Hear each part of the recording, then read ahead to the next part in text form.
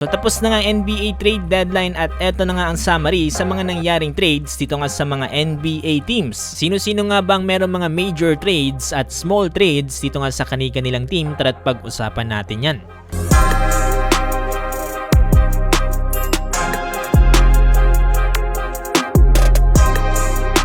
Starting with the biggest trade and possibly sa NBA history na rin, etong pagpunta nga ni Luka Doncic dito nga para sa Los Angeles Lakers, sending Anthony Davis to Dallas Mavericks kasama nga itong si Max Christie at first round pick. Nirade na rin dito ng Los Angeles Lakers ang kanilang rookie na si Dalton Knecht kasama nga ang forward guard na si Cam Reddish dito para sa Hornets. Palit nga dito ang center na si Mark Williams. Also on the side no, nawala rin dito si Jalen Hood-Schifino at napunta nga siya dito para sa Utah Jazz. Next day, nakipag-trade naman dito ang San Antonio Spurs dito nga sa Sacramento Kings para ipadala itong si De'Aaron Fox sa Spurs, kapalit nga dito ni Zach LaVine. Tama rin dito sa package ang ilang mga drops at itong si CD Cisco na matatanggap ng Kings. Para sa Bulls naman ay matatanggap itong si Zach Collins, Kevin Huerter at itong si Tre Jones kasama ang isang first round pick.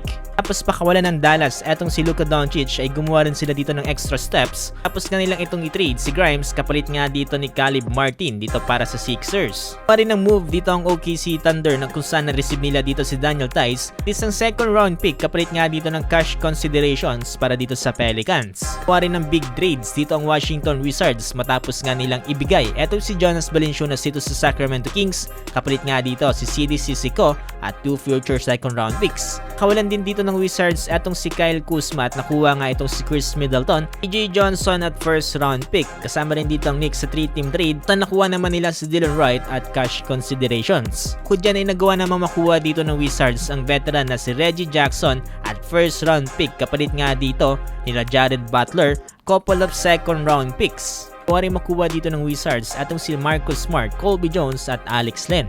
Kung saan natanggap naman dito ng Grizzlies itong sila Marvin Bagley III at itong si Johnny Davis. Mo rin ang move dito ang Suns na kung saan ipinadala nila ang kanilang sentro na si Jusuf Nurkic at first round pick punta nga dito sa Charlotte Hornets. Kapalit nga dito sila Cody Martin at Vasilij Micic dito nga para sa Suns. Mukhang nanatili yung Phoenix Suns dito nga para kay Kevin Durant at mukhang dininay nila lahat ng nag-o-offer dito para sa kanilang team. Kuha ng Raptors etong si PJ Tucker at etong sa Heat naman ay marireceive etong si Davion Mitchell.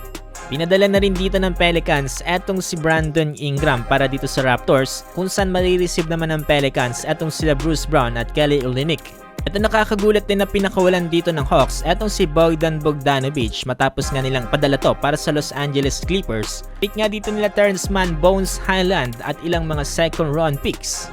Dagan din dito ng Hawks ang kanilang trade matapos nga nilang ipadala itong si DeAndre Hunter dito para sa Cubs at marireceive naman nila itong sila Caris LeVert at itong si George Niang. Gumawa rin ng major renovation dito nga ang Golden State Warriors matapos nga nilang kunin itong si Jimmy Butler kung saan pinadala naman nila dito para sa Heat etong sila Andrew Wiggins, Kyle Anderson at Davion Mitchell. Involved din dito sa major trade na to ang Jazz at ang Pistons. Dito sa Jazz nakuha nila itong si Josh Richardson at KJ Martin. Para naman dito sa Pistons ay nakuha nila itong si Lindy Waters III at Dennis Schroeder. Kung saan itong si Dennis Schroeder ay na-trade muna sa Utah Jazz bago nga siya talaga i-trade dito papunta nga sa Pistons mula sa isang buyout. Basically yan ang summarize ng mga nangyaring trades this NBA season. Minnesota Timberwolves, Portland Trail Blazers, Orlando Magic at Denver Nuggets lang ang apat na teams na hindi gumawa ng kahit anong trade ngayong NBA trade deadline.